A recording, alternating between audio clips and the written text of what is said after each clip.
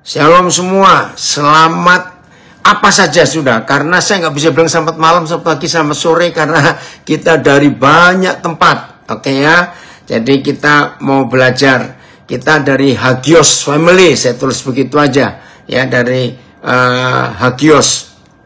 Baik, saudara, hari ini tema kita, apa itu misi dan mengapa kita bermisi, ya, itu tema kita. Nah, kita mulai dengan Kejadian 1 ayat 26. Ya, Kejadian 1 ayat 26. Oke. Pak Filipus sudah nayangkan ayatnya. Kejadian 1 ayat 26. Oke.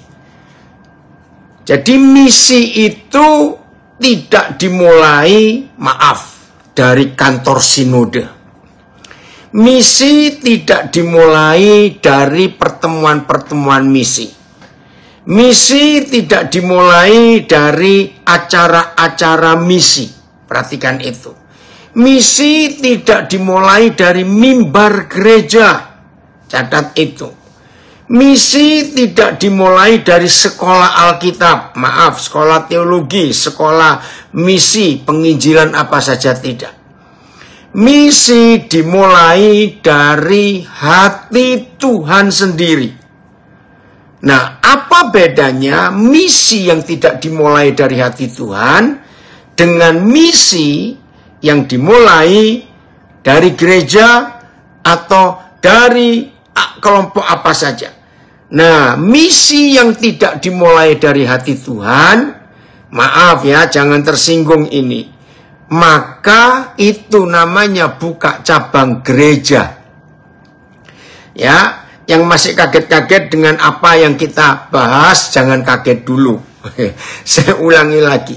Ketika misi tidak dimulai dari hati Tuhan, maka misi dimulai dari kantor sinode, misi dimulai dari organisasi gereja, organisasi misi, organisasi penginjilan yang lain, maka bentuknya adalah pembukaan cabang gereja baru. Maafkan saya. Nah, itu rusaknya misi. Ya, ketika gereja tidak memulai misi dari hati Tuhan. Catat itu baik-baik. Nah, lalu misi itu dimulai dari hati Tuhan yang mana? Itu tadi. Ayo kita lanjutkan. Filipus, ya. Kejadian 1 ayat 26. Ketika Papa di surga berfirman dan Musa menuliskan ini, berfirmanlah Tuhan, baiklah kita menjadikan manusia menurut gambar dan rupa kita. Jelas. Nah, saudara, ketika Yahweh Tuhan berfirman ini, manusia belum ada. Itu baru direncana di pikiran Tuhan kita. Baiklah kita menjadikan manusia menurut rupa, menurut gambar dan rupa kita. Nah, saudara, ketika manusia belum ada, tetapi di hati Tuhan sudah ada rencana untuk melahirkan kita. Begitu setan tahu, ngeri sekali, saudara. Langsung setan merusak. Jadi kalau kita tanya apa itu misi dan bagaimana kita bermisi, maka kita tidak boleh lari dari Kejadian 1 ayat 26. Saya ulangi, Kejadian 1 ayat 26. Manusia itu diserencanakan sejak belum ada manusia. Dan rencana itu ada di hati dan pikiran Tuhan kita. Bahwa manusia itu adalah duplikasi. Ya, yang gak setuju gak apa-apa kalau saya katakan ini. Manusia itu adalah Tuhan sendiri, ya, yang ada di bumi. Nanti kita akan bahas kata kita, ya. Ya, saya harus mendahului ini. Begitu banyaknya dogma dan doktrin, saudara. Sehingga firman Tuhan ini jadi bingung, jadi kacau, jadi rancu, jadi bahan pertentangan dan semuanya. Nah, kalau ada di antara ibu bapak saudara bergabung, ternyata apa yang kita dengar ini tidak sesuai dengan doktrin teologi saudara, saya harap saudara jangan keluar dulu, meninggalkan Zoom, Facebook, Instagram ini, tapi tunggu sampai selesai. Ya, tunggu sampai selesai. Kita akan menemukan hati Tuhan. Maka itu tadi saya katakan, ketika misi itu dimulai di kantor sinode, ketika misi itu dimulai di rapat-rapat misi, ketika misi itu dimulai di sebuah organisasi, maka kita menjauh dari konsep misi di hati Tuhan. Maka itu, jangan marah dulu, jangan kaget dulu, jangan tidak setuju dulu, tapi tenang dulu, ikuti sampai selesai. Bahwa misi harus dimulai dari hati Tuhan. Kalau saudara dan saya memulai misi dari hati Tuhan, maka kita tidak akan terpecah belah seperti ini. Pasti semua kita akan satu arah, satu tujuan. Karena hati dan pikiran Tuhan kan cuma satu. Tapi hati dan pikiran dogma itu banyak. Maka itu berapa banyak tahun yang lalu, ada sekelompok orang-orang percaya yang capek dengan semua macam dogma dan doktrin itu. Capek dengan begitu banyaknya pengajaran-pengajaran yang disebut doktrin dalam bahasa asingnya. Maka ada sekelompok orang, saya lupa dimulai tahun berapa, ya, ada istilah back to the Bible. Ayo kita kembali ke Alkitab. Kelompok itu ada berapa puluh tahun yang lalu, saya lupa tepatnya kapan.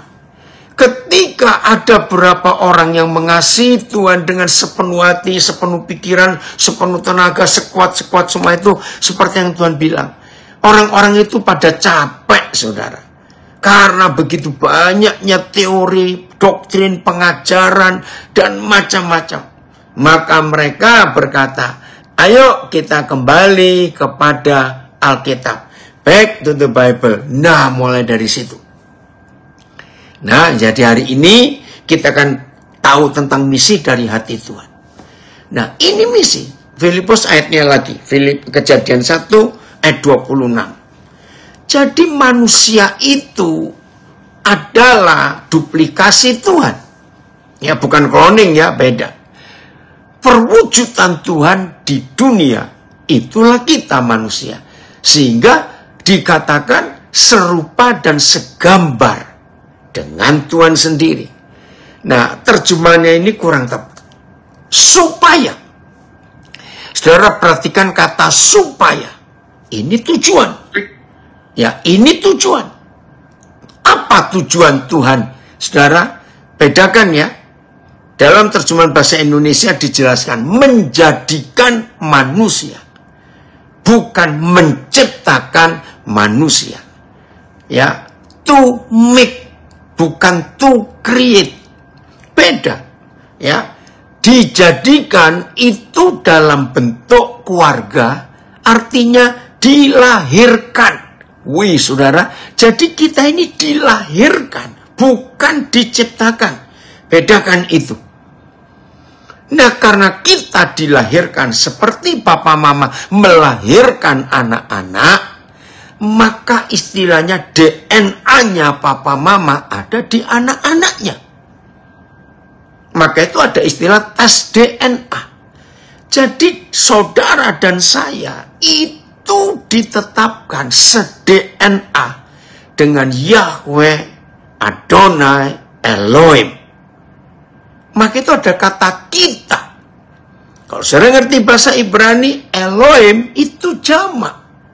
Bukan berarti Tuhan banyak, tidak. Kalau sempat saya akan sampaikan sedikit kata kita yang justru mayoritas bangsa Indonesia menjatuhkan ya kekristenan gara-gara kata kita. Tapi ini betul. Nah, nanti kita akan lihat bukan dari sisi dogma apa saja, tapi dari hati Tuhan. Supaya, catat itu, supaya mereka berkuasa. Nah, kata berkuasa, maaf, sebagian besar doktrin gereja ini hanya untuk urusan rohani. Berkuasa dalam pelayanan, terima urapan, terima kuasa. Tidak, saudara. Kata supaya mereka berkuasa, itu supaya manusia itu seperti Tuhan. Punya otoritas yang luar biasa. Ya, saya nggak baca kalimat berikut. Coba ayatnya. Kemudian Tuhan berfirman, sekarang mari kita membuat, nah bukan menciptakan loh. Menjadikan, membuat manusia dalam rupa kita, menurut keserupaan kita. Biarlah mereka jadi seperti kita. PS, lanjut terus ya. Kemudian Tuhan berkata, sekarang kita akan membuat, nah kata membuat bukan menciptakan, manusia yang akan menjadi seperti kita dan menyerupai kita. Haleluya. Wih, ini hati Tuhan terhadap kita. TSI. Kemudian Tuhan berkata, marilah kita. Nah ini bukan menciptakan, ya nggak apa-apa, terjemahnya beda. Menciptakan manusia supaya menyerupai kita dan mencerminkan sifat-sifat kita. MLT. Marilah kita membuat manusia, membuat ya, dalam citra kita, menurut rupa kita, dan biarlah mereka berkuasa. Oke? Terus, VMD-nya, coba VMD. Sebentar. Turun dulu, turun lagi. Ini sel bir ini, sebentar. Ya, kami berfirmanlah Tuhan, nah ini beda. Bukan pakai kata kita, tapi kami. Kami hendak menjadikan manusia menurut citra kami, sebagai cerminan kami. Wih, terima kasih Bapak. Mereka akan berkuasa. Oke. Ya, VMD. Ya. Kemudian Tuhan mengatakan, sekarang marilah kita membuat manusia seperti kita sendiri. Wih, haleluya. Saya ulangi ya VMD-nya. Kemudian Tuhan mengatakan, sekarang marilah kita membuat manusia seperti kita sendiri. Mereka menjadi seperti kita. Wih, dahsyat sekali. FYH. Kemudian Tuhan berfirman lagi. Marilah kita menciptakan manusia menurut rupa kita untuk diberi kuasa. Oke. Nah, saudara, ketika setan tahu bahwa Yahweh Adonai Elohim ingin membuat suatu koloni. Nah, izinkan saya memakai kata koloni. Ya, dari kata koloni ada kata kolonial. Saudara, koloni, ya, mudah-mudahan tidak ada yang salah konsep. Tolong dulu, Roh Kudus satukan persepsi kami. Karena ketika kebenaran disampaikan, kami bisa bias kemana-mana. Dalam nama Yesus, Roh Kudus, Roh yang Maha Kudus, dari Tuhan sendiri, satukan pikiran kami dalam nama Yesus. Nah, izinkan saya menyimpang sedikit, keluar sedikit, ya. Oh, ada yang komen dari Rana Lampung. Luar biasa ya. Baru versi Alkitab yang beda-beda aja, yang dibacain udah makin clear. Apa maunya Bapa terhadap manusia? Haleluya, betul sekali. Koloni. Oke. Inggris adalah negara yang koloninya terbanyak di dunia. Saya ulangi. Inggris adalah negara yang koloninya terbanyak di dunia. Ya, setelah kerajaan Romawi. Ya, kerajaan Romawi itu koloninya banyak. Nah, saya harus menjelaskan. Apa bedanya Inggris yang membuat koloni dengan Belanda, Portugis, ya, yang juga punya jajahan. Nah, ini bedanya. Koloni dengan jajahan itu beda jauh, saudara. Ya, saya persingkat aja ya, bedanya di sini. Lihat sampai hari ini, semua negara di dunia yang dibawa koloni Inggris itu pasti maju. Rakyatnya maju, infrastruktur maju, cara berpikir bangsa itu maju. Karena apa? Inggris tidak menjajah, tapi memindahkan sistem kerajaan Inggris ke negara-negara itu. Nggak usah jauh-jauh. Lihat Singapura di tangan Inggris. Beda dengan Indonesia di tangan Belanda. Beda dengan Portugis.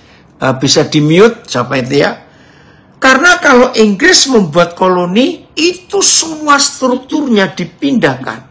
Sehingga memintarkan rakyat.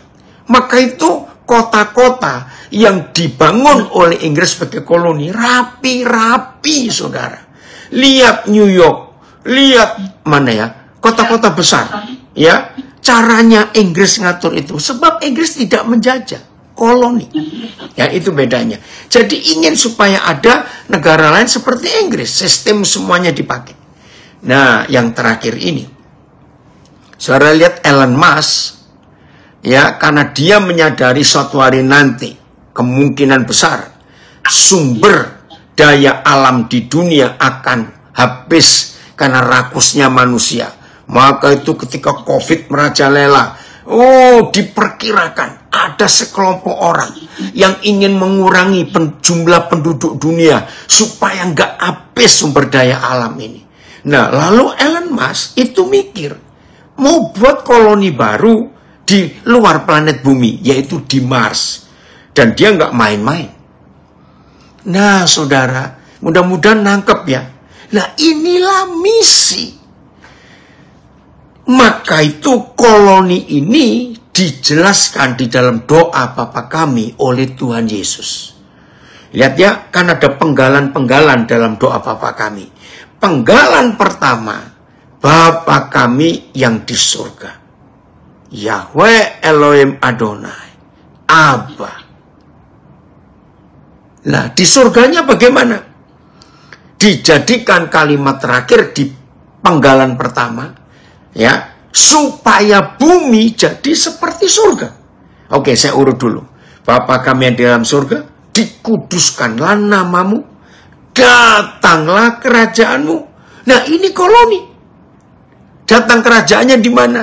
Datanglah kerajaanmu, jadilah kehendakmu. Nah, ketika Inggris membuat koloni di banyak negara, maka itu di zaman itu Inggris punya sebutan negara dan bangsa yang mataharinya nggak pernah tenggelam. Kenapa kerajaan Inggris disebut begitu oleh dunia internasional? Sebab mereka punya koloni dari Eropa Utara sampai ke New Zealand, sampai ke Australia, bagian selatan bumi. Jadi Inggris itu negara yang mataharinya nggak pernah terbenam, terus nyambung terus. Nah, jadi penggalan pertama doa Bapa kami, itulah misi. Kenapa? Karena setan merusak koloni surga di bumi dengan merusak karakter manusia yang seharusnya sekarakter seperti Yahweh Adonai Elohim tadi. Itu Kejadian 1:26 ya saudara, supaya makin jelas. Dirusak. Nah, setan itu memang perusak. Ya, saya ulangi penggalan pertama. Bapa kami dalam surga, dikuduskanlah namamu, datanglah kerajaanmu, jadilah kehendakmu. Ini terjemahan yang betul. Supaya bumi jadi seperti surga. Saudara ingat loh. Karena cuma ada satu di antara dua. Kalau bumi tidak jadi seperti surga, pasti jadi seperti neraka dan terbukti. Maka itu kalau bumi seperti neraka, yang salah adalah kita. Karena saudara dan saya adalah satu-satunya kelompok yang dipercaya oleh Yahweh Adonai Elohim di dalam Yesus HaMashiach untuk memindahkan surga ke bumi. Bapa kami dalam surga, dikuduskanlah namamu, datanglah kerajaanmu, jadilah kehendakmu, supaya bumi jadi seperti surga. Jadi kalau iblis merajalela seperti ini, jangan salahkan mereka. Woi, anak saya dari Brisbane, kalau dia hebat ya, sabar dulu, Tuhan akan buat sesuatu untuk kalian di Brisbane. Oke. Nah, inilah misi. Bahwa misi itu, aduh Tuhan tolong jangan ada yang tersinggung atau marah, terus keluar lagi, jangan dulu. Begitu mulianya misi itu, bahwa Tuhan ingin membuat bumi jadi koloninya surga. Sebagaimana Australia membuat koloni di Inggris, di Hong Kong. Lihat itu. Pokoknya gini saudara, lihat saja. Negara-negara yang dijadikan koloni Inggris, itu pasti rakyatnya pintar-pintar, pasti maju. Beda dengan yang di bawah pemerintahan negara Eropa yang lain. Sebab mereka yang lain itu menjajah. Kalau Inggris membuat koloni, maka itu sistemnya baik semua. Ini konsep yang Yesus ajarkan. Bapa kami dalam surga, dimuliakan namamu, datanglah kerajaanmu, suruh pindah. Jadilah kehendakmu, jadi idenya sama, pemerintahnya sama. Wah, luar biasa ini kalau saudara dan saya berhasil. Amin.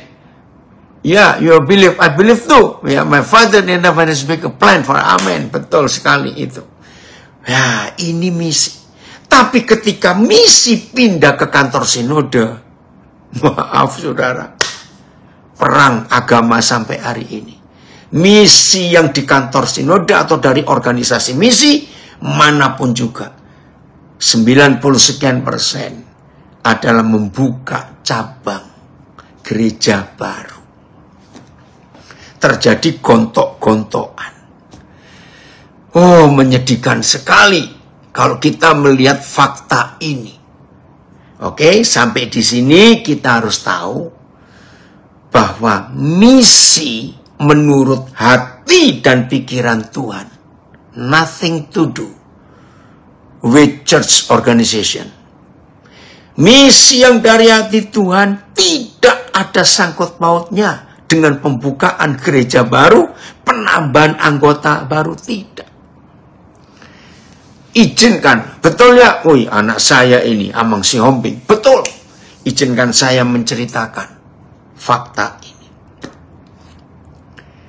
Mengapa 100%, saudara, daerah-daerah Kristen di Indonesia, izinkan saya ngomong, dan harus sadar ini para sinode, mengapa 100% daerah-daerah Kristen di Indonesia, dan ini data dari Badan Statistik Nasional.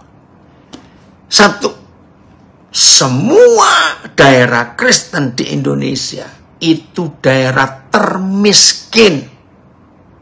Gila ini. Dua, semua daerah Kristen di Indonesia itu rata-rata tertinggal dan ketinggalan dalam kemajuan apa saja. Tiga, semua daerah Kristen, jangan marah, penuh dengan penyembahan berhala. Bahkan ada beberapa daerah Kristen di Indonesia yang punya semboyan jahat sekali. Begini Kristen ini saudara, saya tahu pasti ada yang ngerti kalau saya ngomong. Ada daerah Kristen di Indonesia yang punya slogan, semboyan, moto suku mereka. Kami lebih baik dikatakan tidak bertuhan daripada tidak beradat. Yang ingin tahu siapa suku itu, nanti kontak saya. Saya nggak bisa ngomong umum di sini. Ini jahat sekali. Saya ulangi. Ada daerah Kristen di Indonesia. Dan Kristennya sudah ratusan tahun. Kami lebih baik dikatakan tidak bertuhan daripada tidak beradat. Gila nggak? Yang keempat, mengapa daerah-daerah Kristen di Indonesia yang jelas-jelas gedung-gedung gerejanya paling megah, besar-besar? Oke Rondi, nanti kakek jawab ya. Kamu jangan ikut saksi Yehova. Ini cucu saya dari agama lain. Nanti kakek jawab ya Rondi. Ngeri sekali. Udah, jangan ngomong kamu kaum saya. Nanti orang tahu. Yang keempat, saudara. Daerah-daerah Kristen itu gedung Kristennya besar-besar. Tapi adatnya menguasai surga. Ya, lebih rendah firman Tuhan daripada adat. Dan banyak yang lain lagi. Belum lagi, maaf ya, angka perceraian tertinggi, ya, angka perceraian tertinggi di Indonesia bukan di provinsi yang lain, tapi di provinsi Kristen. Itu angka perceraian tertinggi. Angka incest tertinggi, hubungan seks antara dalam keluarga itu di daerah Kristen. Nah ini buat saya itu marah, saudara. Kenapa daerah-daerah kesini bisa begitu? Oke, saya percepat. Catat. Yang paling mengerikan dan kontradiksi, 100% daerah-daerah Kristen di Indonesia itu sangat kaya dalam sumber daya alam. Tolong dicatat. Ini data BPS pemerintah. Ya, Badan Statistik pemerintah. 100% negara-negara, maaf, daerah-daerah Kristen di Indonesia itu daerah kaya sumber daya alamnya. Tapi rakyatnya miskin, tertinggal, maaf, bodoh. Karena apa? Karena mereka melawan firman. Oke, kenapa bisa begitu? Ya, ini rahasianya. Ketika gereja-gereja Eropa ngutus para misionarisnya ke daerah-daerah negara-negara lain, sampai ke Asia, sampai ke Indonesia, sampai ke Amerika, Amerika Latin, Amerika Tengah, sampai ke Selatan, ya. Mereka itu tidak membawa Injil yang 100%. Tapi mereka membawa organisasi mereka. Maka itu sampai hari ini di Pulau Jawa. Sampai hari ini. Orang-orang di desa itu berkata, Kristen itu agama penjajah. Dan memang tidak salah. Bahkan di Amerika Utara, orang-orang Indian di Amerika Latin, orang-orang Indian itu sakit hati dengan Injil. Karena ketika para misionaris masuk, misionaris Eropa ya, gereja Eropa, mereka dengan kejam membunuh orang-orang Indian yang tidak mau percaya Injil. Ngeri sekali. Nah, Kori, ini anak saya yang lagi kuliah di Tulsa. Oke, dengarkan ini Kori, ini merusak sekali Injil itu yang dibawa dengan cara yang salah. Saudara, ayo kita perhatikan ini. Nah, ketika gereja Eropa mengutus misionarisnya, misi, ada kata misi, mereka tidak membawa surga, tapi mereka membawa organisasi mereka. Maka itu sampai hari ini, saudara, sampai hari ini. Saya ngomong Papua dulu. Ya, saya ngomong Papua dulu. Ada wilayah-wilayah, wilayah Katolik, wilayah Gidi, wilayah Kemah Injil, wilayah Advent, Itu sampai hari ini. Kalimantan Tengah itu GKE.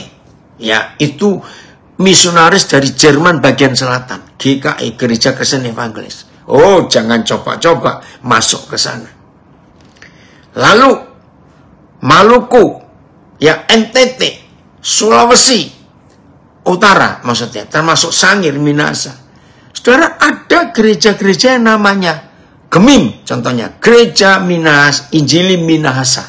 Gemit, Gereja Injili, ya Gemit, Gereja Injili Masehi Timur. Gemi, Gereja Masehi Injili Halmahera. Saudara, bisa-bisa, ya Gemis, Gereja Masehi Injili Sangir Talaut. Maluku, GPM, Gereja Protestan Maluku. Nah, ini dari Eropa semua. Dan kalau ada gereja lain ingin masuk, itu perang dulu. Mengerikan, oi ini anak saya yang di Jayapura, sambil berobat di rumah sakit masih ikut pelajaran. Puji Tuhan, yoga belajar terus. Iya, itu mengerikan sekali. Nah, ini dia, ada yang tanya, lalu bagaimana caranya mengubah paradigma di zaman sekarang? Aduh, saya nggak kenal siapa yang tanya ini. Ini kegagalan misi. Tolong perhatikan yang di Zoom, yang di Facebook, ini yang di Instagram ada yang tanya. Lalu bagaimana caranya mengubah paradigma itu di zaman sekarang? Waduh, berat sekali. Tuhan aja kalah kok. Bayangkan, Tuhan itu kalah dengan adat di daerah-daerah itu. Dan saya ngomong ya saudara, 100% adat-adat yang dipakai oleh saudara-saudara kita di daerah-daerah Kristen itu adat yang memiskinkan. Aduh, kenapa bisa miskin? Contoh kami di Papua, adat mas kawin, ampun. Begitu kuatnya orang Papua dengan adat mas kawin, sampai terjadi banyak perjinan dalam gereja. Karena walaupun majelis, walaupun aktif di gereja, kalau mas kawinnya belum lunas, tidak boleh menikah di gereja. Gila nggak ini? Lihat Toraja, lihat Tanah Tapanuli. Dimiskinkan oleh adat kematian dan adat pernikahan. Habis-habisan biaya. Aduh. Saudara, ayo kita berubah. Nah, ini masalahnya ya. Jadi ketika para misionaris itu datang, meninggalkan negara mereka, uang tidak akan masuk untuk penginjilan dan biaya para misionaris kalau tidak ada kenaikan jumlah baptisan. Nah, ini masalahnya. Ketika jumlah baptisan berkurang, waktu itu ya sistemnya, maka uang juga kurang. Jadi dari pusat misi mereka di Eropa akan ngirim uang sesuai dengan pekerjaan para misionaris menghasilkan banyak jiwa baptisan, tidak. Nah ini dari Bengkayang, Kalimantan Barat, ada yang ngomong, iya sama, di tempat kami lebih patuh peraturan sinode daripada peraturan Tuhan. Iya. Nah ini, ada orang Solata ini ya ngomong, cara hadapi doktrin-doktrin keagamaan yang masih campur adat istiadat harus dihadapi. Itu memiskinkan. Betul, ada yang komen tanpa penghakiman, saya nggak tahu siapa ini. Adat penguburan di Toraja, adat pernikahan Batak, adat ucapan syukur Minahasa, pesta pora semuanya. Betul, saudara. Karena jumlah baptisan. Sehingga gedung gereja berisi penuh. Tapi tidak dididik, tidak dimuridkan. Nah, ini dia. Misi tanpa pemuritan, istilah saya, itu pengguguran rohani. Jadi orang dilahirkan belum waktunya, mati. Akhirnya cuma berstatus Kristen, tapi bukan murid Tuhan Yesus. Apa gunanya? Maka itu Hagios Family ini mengajak kita untuk kembali kepada misi. yang dari hati Tuhan. Itu dia. Nah ini ada yang komen lagi. Apa kalau susah menikah, gereja malah buat kumpul kebo? Memang itu terjadi. Karena adat mas kawin itu mahalnya saudara. Maka itu kami orang-orang Papua, kalau punya anak laki menderita. Loh kenapa? Karena kalau anak laki harus bayar mas kawin. Orang Papua senang kalau punya anak perempuan karena dapat mas kawin. Dan mas kawinnya nggak main-main jumlahnya. Nggak peduli orang itu mampu atau tidak. Pokoknya sekian.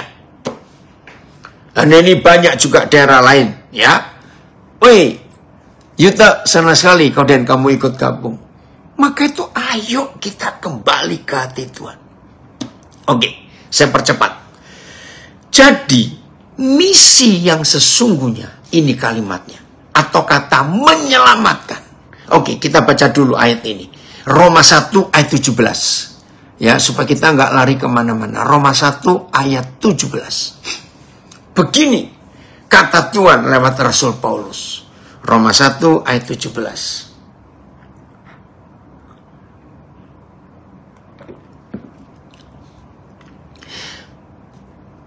Oh 16, maaf, saya salah. Roma 1 16, maaf.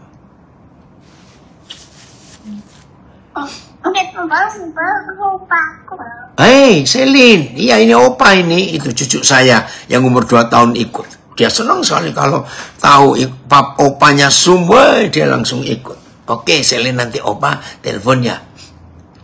Roma 1:16. Sebab aku mempunyai keyakinan yang kokoh dalam Injil. Karena Injil adalah kekuatan Tuhan. Wih, haleluya. Yang menyelamatkan. Nah, hari ini, ayo kita satukan persepsi kita tentang misi. Kata diselamatkan dan menyelamatkan. Ya, itu artinya mengembalikan posisi manusia berdosa ke posisi semula ketika manusia dijadikan. Ya, kalau saudara nggak setuju nggak apa-apa. Cuma saya ingin nolong. Jadi definisi diselamatkan, definisi menyelamatkan. Itu sederhana. Mengembalikan posisi manusia berdosa kepada posisi manusia yang semula. Apa posisi kita yang semula? Yaitu tadi. Kejadian 1:26. Kita ini serupa, segambar dengan dia. Kita ini sekarakter dengan Tuhan. Kita ini cerminan sifat-sifat Tuhan. Itu tadi berapa terjemahan kita baca. Nah, begitu dosa masuk, hancur. Maka gampang sekali. Kalau saudara dan saya tidak bersifat Tuhan, berarti kita bersifat hantu. Maka itu saudara, akhir tahun 70-an, saya nggak akan lupa. Tiba-tiba Roh Kudus merombak cara saya berpikir. Dan ya, kenapa orang tidak bisa berkata ketuhanan? Loh, ya langsung saya mikir Pancasila dong, ketuhanan Maha Esa. Begini, dengarkan ini supaya cepat. Jadi misi itu, saudara pernah dengar istilah kesetanan? Hari-hari kita dengar untuk dia kesetanan. Ada orang jahat, dia kesetanan. Kenapa kesetanan? Ya karena kelakuannya kayak setan. Nah, akhir 70-an Roh Kudus ngajari saya, kenapa kamu semua nggak mau jadi ketuhanan? Masa kesetanan terus? Oh, betul juga ya. Nah, gini aja ya, untuk mempermudah. Apa itu misi? Misi itu dari orang kesetanan jadi ketuhanan. Udah, kan gampang bukan? Artinya kalau orang kesetanan ya dia kayak setan. Kalau orang ketuhanan ya memang seperti Tuhan. Nah, itu misi. Itu arti diselamatkan dan menyelamatkan. Lanjut. Belum selesai. Roma 1 ayat 16. Ini hebat sekali ya. Aduh, Filipus dengan keluar masuk susah nanti ini ya. Saya ulangi, sebab aku mempunyai keyakinan yang kokoh dalam Injil. Karena Injil adalah kekuatan Tuhan yang bisa merubah manusia berdosa kembali kepada manusia serupa Tuhan. Untuk setiap orang yang percaya. Pertama-tama orang Yahudi, karena Paulus orang Yahudi. Ya, ini bicara kepada penduduk Yahudi di Roma, tetapi juga orang Yunani. Ya, ayat sebab aku tidak malu akan Injil Karena Injil adalah kuasa Tuhan untuk keselamatan setiap orang yang percaya, untuk perubahan hidup setiap orang yang percaya. Pertama-tama untuk orang Yahudi dan juga untuk orang Yunani. PS, saya percaya sekali akan kabar baik, good news Injil. Karena kabar baik itu adalah kekuatan Tuhan untuk menyelamatkan semua orang yang percaya. Pertama-tama orang Yahudi dan bangsa lain. TSI, saya sangat bangga akan kabar baik tentang Kristus Injil.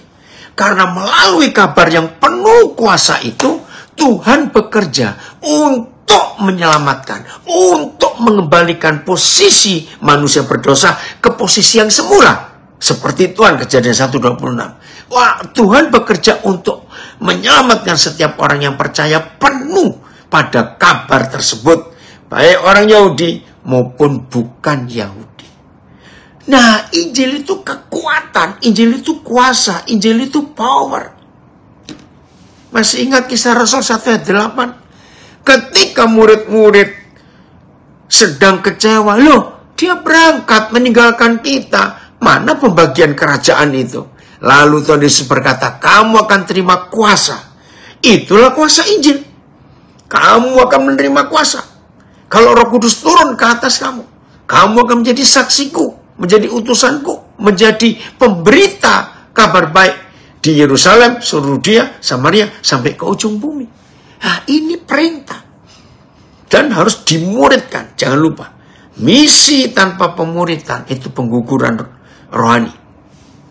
Orang diselamatkan, kita nggak didik, kita tidak muridkan. Maka itu kekacauan terjadi, saudara. Ayo mulai hari ini kita merubah konsep misi ini. Jadi, sebelum lebih jauh, siapa saja yang terlibat dalam misi, dalam nama Yesus, dan saya berdiri atas nama Yahweh, Adonai Elohim Bapa kita di surga. Kalau saudara mau terlibat di misi yang dari hati Tuhan, dalam nama Yesus, buang jauh-jauh konsep buka gereja baru dalam nama Yesus. Maaf, buka cabang gereja. Hancur misi itu. Maka itu kegagalan misi sederhana. Ya, artinya cara nangkapnya begini. Kalau setiap kali saudara bermisi, dengar ya, ini jangan sampai terjadi. Setiap kali saudara bermisi dan orang itu tertarik mau percaya Tuhan Yesus dan dibaptis, ya. Bentar, ini kok ada telepon. Saya ulangi, kegagalan misi kalau ada kalimat ini. Begitu saudara menyatakan Injil, orang itu tertarik dan mau percaya Tuhan Yesus, lalu muncul pertanyaan. Setelah saya percaya Tuhan Yesus, saya masuk gereja mana? Itu dia. Hancur misi itu ya. Ketika masing-masing orang yang setelah terima Injil, tapi tanya, aku masuk gereja mana? Berarti misi itu gagal. Gagalnya di mana? Karena terkotak-kotak dengan nama gereja. Biarkan Yesus itu Yesus. Katakan amin. Yesus jangan diberi pakaian Katolik, pakaian Advent, pakaian Baptis, pakaian Pentakosta, pakaian Betel, pakaian acak macam-macam lah. Orang jadi bingung, saudara.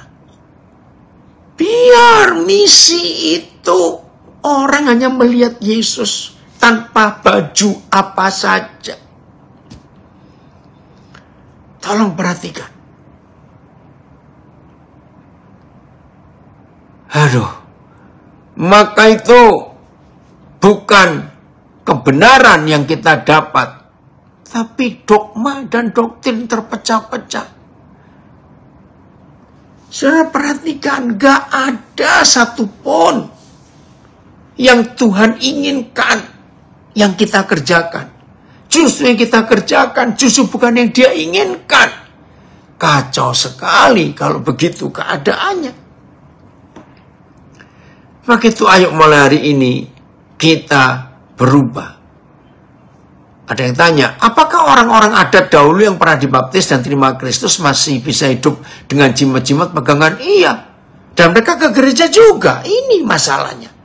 Maka itu sampai hari ini saya katakan di daerah-daerah Kristen penyembahan berhalanya masih banyak. Ya karena mereka tidak dimuridkan. Ya. Oke? Lihat. Yohanes 10 ayat 10. Inilah misi itu. Yohanes 10 ayat 10. Ya. Tidak ada satupun istilah dogma atau doktrin.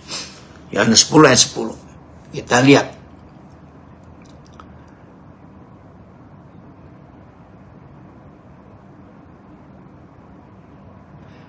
Di dalam ayat ini ada dua pribadi yang disebutkan.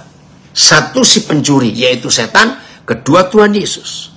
Apa yang dikerjakan oleh dua pribadi ini, maka kita akan melihat bahwa misi yang tidak dimulai dari hati Tuhan, itulah para pencuri. Tapi misi yang dimulai dari hati Yesus, itulah kehidupan. Oke? Pencuri datang hanya untuk mencuri dan membunuh dan membinasakan. Jadi banyak pencuri membinasakan manusia dengan Injil. Kan aneh. Masa pencuri pakai Injil? Nah, buktinya, aduh, itu dia. Rusak sudah. Nah, siapa Yesus? Bagaimana kalau dia datang? Tetapi, aku datang. Supaya mereka mempunyai hidup. Dan mempunyainya dalam segala kelimpahan. Jadi misi yang adalah Injil, kekuatan Tuhan yang mampu menyelamatkan, mampu merubah hidup manusia yang kesetanan jadi ketuhanan. Itulah hidup di dalam Injil yang kita harus bawa sebagai misi. Dan hidup yang kita miliki dari sang hidup itu berlimpah-limpah. Bukan berlimpah uang, tidak. Berlimpah-limpah kehidupan. Nah, banyak pengkhotbah mata duitan menggunakan ayat ini. Wah, saudara kan kaya, berlimpah-limpah, sukses. Ngawur pendeta seperti itu. Maaf saya berkata. Ini mempunyai hidup yang berlimpah, zoe. Dalam bahasa Yunaninya. Hidup Yesus sendiri. Oke, saya punya ilustrasi waktu saya masih kecil. Ya, saya masih SD. Saya ini senang dengan hewan, saudara. Jadi saya pernah ternak ikan. Ya, zaman itu saya masih SD. Karena kami tinggal di desa. Di pinggir Bengawan Solo. Nah, saya ternak ikan. Suatu hari ada ikan saya sakit. Ya, dan kami tinggal di desa, nggak ada dokter hewan. Ikan kecil-kecil itu loh. Dan dari mana saya tahu sakit? Ya, yang belum pernah ternak ikan pasti nggak tahu. Kalau ikan itu sakit, dia terbalik. Ya, badannya terlentang, tapi masih hidup. Nah, saya tuh kasihan dengan ikan ini. Terus gimana caranya nolong? Ya, nggak ada dokter, nggak mungkin saya ke dokter. Nggak ada dokter juga, saya masih SD, uang dari mana? Tiba-tiba masuk ke pikiran saya. Satu-satunya cara saya bisa menolong ikan ini, kalau saya memiliki hidupnya ikan. Begitu saya bisa punya hidupnya ikan, lalu saya akan tanya ke ikan itu, komunikasi. Kan ikan, kamu itu kena apa? Betul? Nah, tapi kan nggak mungkin saya punya hidupnya ikan. Saudara, setelah saya jadi penginjil, jadi hamba Tuhan, ilustrasi logika itu masuk. Sama juga satu siang. Saya lagi makan, ya, anak-anak ini, SD. Lagi makan, tiba-tiba saya nggak sengaja, saudara. Ada seekor semut yang dekat dengan lengan saya di atas meja. Ketindis. Waduh, semut itu, ya, saya istilahnya apa ya, kesakitan. Kalau Jawa bilang kejet-kejet gitu ya. Ya, karena saya tahu, waduh, mereka, dia kesakitan. Saya berhenti makan, saudara. Saya pikir, gimana cara nolong semut ini? Kan saya nggak tahu dia tuh kena apa. Saudara, kembali hidup ikan tadi. Kalau saya bisa jadi semut, saya akan tanya, semut kamu kena apa? Dan saya akan minta maaf. Saya nggak sengaja. Logika saya muncul. Kalau kamu nih semut mama, aduh, anak-anakmu nunggu kamu pulang. Kalau kamu semut anak, Kamu nggak pulang, mama mau cari kamu. Saudara, saya bersyukur waktu masih kecil dapat logika itu. Dan ketika Tuhan panggil saya jadi hambanya, oh begitu cara bermisi. Itu sebabnya Yahweh Adonai Elohim yang maha segala-galanya. Kalau dia tahu kita ini ikan, ya dia akan jadi ikan seperti ikan. Kalau kita ini semut, dia akan jadi semut. Maka itu saudara, kitab Injil itu luar biasa. Khusus Ibrani 2, Ibrani 4 dijelaskan bagaimana yang maha itu menjadi terbatas. Nah itulah Zoe. Jadi Injil itu adalah hidup Tuhan sendiri dalam nama Yesus. Injil itu bukan Katolik, Protestan, ya Reform, ya bukan Advent, bukan Baptis, bukan dalam nama Yesus. Injil itu Zoe, hidup Yesus sendiri yang diberikan kepada kita. Aduh, celaka sekali. Injil dirusak sekian ribu tahun oleh para pembuat dogma dan doktrin itu. Maka itu kacau, saudara.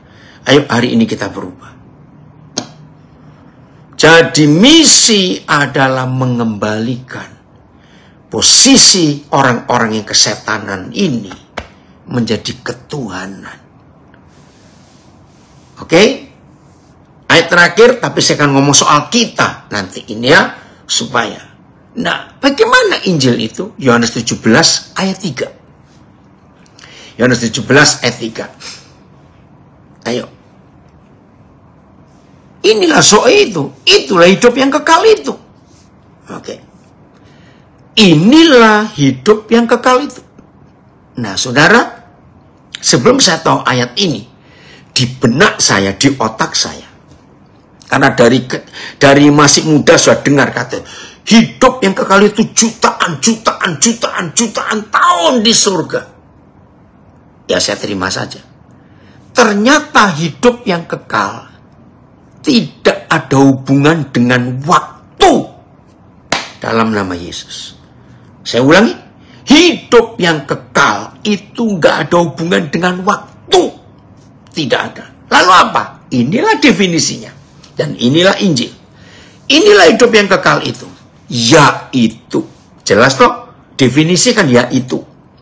Bahwa manusia kesetanan itu diubah untuk mengenal Engkau, Bapa, satu-satunya Tuhan yang benar, Adonai.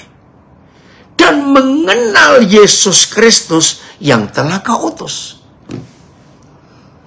Tidak ada unsur Katolik, Pentakosta, Reform, Protestan, Advent, Baptis. Tidak ada. Nggak ada kemah Injil Gidi, tidak ada.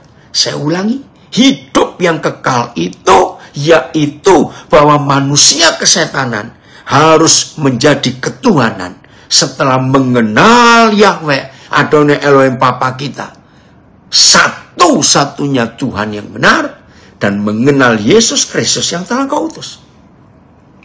Maka itu ketika Injil menjadi sebuah doktrin, maka manusia kesetanan tetap kesetanan. Buktinya, jangan marah dulu. Buktinya, semua daerah Kristen di Indonesia, lihat aja mulai Papua, Maluku, NTT, Sangir, Minahasa, Toraja, Tapanuli, Nias, Mentawai, itu daerah Kristen semua, hancur. Miskin, bodoh, tertinggal. Aduh. Karena Injilnya nggak ada hidup Zoe itu nggak ada. Nggak dikenalkan kepada satu-satunya Tuhan yang benar. Dan nggak dikenalkan kepada Yesus Kristus. Hanya dikenalkan ke doktrin. Rusak sudah. Kiranya hari ini ada perubahan besar di hidup kita. Maka itu tema yang diberikan oleh pemimpin kita, Pak Paul Chang. Apa itu misi? Dan kenapa kita bermisi? Jawabannya, supaya manusia-manusia kesetanan jadi manusia ketuhanan. Sehingga nggak ada setan lagi di dunia. Setan pulang kampung semua ke neraka. Karena nggak bisa ada yang nggak ada lagi bisa diganggu. Oke ya. Nah, saya bahas kata kita sisa 10 menit ini. Kita di ayat itu jamak. Itulah Elohim. Kalau saudara baca kata pertama di Kejadian 1 ayat 1. Pada mulanya Elohim. Nah, Elohim di sini itu artinya jamak. Loh, bukan 2, bukan 3, tidak. Jamaknya bagaimana? Jamaknya untuk percepat. Itu di ayat 27, Kejadian 1. Cepat ya. Kejadian 1 27. Supaya kita nggak rancu dengan kata kita. Maka Tuhan menjadikan manusia itu menurut gambar dan menurut gambarnya, menurut gambar Tuhan sendiri dijadikannya dia. Saudara lihat cara penulisannya, dia, tunggal. Tapi titik koma, beda, bukan titik 2. Ini ada rahasianya. Laki-laki dan perempuan, dijadikannya mereka. Ayo kita bongkar sedikit. Bagaimana dia itu adalah mereka. Ya, lihat jari saya. Ya, ini jari saya, mudah-mudahan. Dia itu kan jari ini satu. Tapi ternyata dia itu mereka. Nah, lihat jari saya 2 ya. Nah, kalau 2 ini harus kembali ke dia, berarti disatukan. Nah, saudara lihat jari saya 1 atau 2? 1. Oke. Nah, bagaimana dia itu menjadi mereka dan mereka itu menjadi dia di ayat 27? Pelan-pelan. Kalau Tuhan secara doktrin ya, saya nggak tahu dari mana, pokoknya doktrin. Semua doktrin teologi itu menyebutkan Tuhan itu Bapa. Berarti laki-laki. Nah, kalau Tuhan itu tunggal, Bapa saja laki-laki. Lalu perempuan ini gambarnya siapa? Tuhan kan nggak punya tetangga. Istilah logika anak-anak. Padahal manusia itu laki dan perempuan yang segambar dan serupa dengan Tuhan. Kalau Tuhan cuma laki saja, lah perempuan ini gambar siapa? Kan kasihan. Nah, jawabannya di ayat 28. Kapan pria dan wanita ini bisa menjadi tunggal, kembali dia bukan mereka, kalau mereka dinikahkan. Oke, begini. Supaya, jadi di surga itu ada papa dan mama. Maka itu sampai hari ini kalau ada suami istri lagi berdua, nggak ada anak, nggak ada orang ketiga. Kalau ngomong kita mau kemana? Kita nanti makan apa? Kita mau apa? Kita. Nah, jadi kata kita di 26 itu papa mama. Bukan gender, bukan jenis kelamin. Di surga nggak ada laki, nggak ada perempuan. Di surga adanya papa dan mama, titik. Nah, untuk membuat jadi papa, maka itu dia menjadikan laki-laki. Itulah papa. Nah, untuk menjadikan perempuan, ya, maka dia untuk menjadikan mama di dunia, dia jadikan perempuan. Nah, bagaimana laki dan perempuan jadi papa mama? 28, dinikahkan, diberkati, dikuduskan, disatukan. Jadi saudara, untuk misi Kejadian 1 ayat 26, 27, 28 itu satu paket. Marilah kita, itulah papa mama, supaya ada papa mama di bumi, dia jadikan laki dan perempuan segambar serupa dengan dia, supaya laki perempuan jadi papa mama. Ayat 28 dinikahkan. Bagaimana kita tahu ada papa mama di surga? Lihat Musa mengaku. Ini bagian terakhir, ayat terakhir. Ulangan 32 ayat 18. Ulangan 32 ayat 18. Luar biasa saudara. Firman ini ya.